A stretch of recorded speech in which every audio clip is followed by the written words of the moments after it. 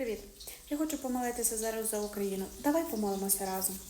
Господи Ісусе, ми молимося за Україну, Господи, і кожного українця. І проголошуємо, Господи, що я і увесь мій дім під Твоїм захистом, Боже, і під Твоїм дахом. Ти притулок наш і захист наш, Бог наш, на якого ми сподіваємося. Ти визволиш нас від мережі ловця і від згубної виразки.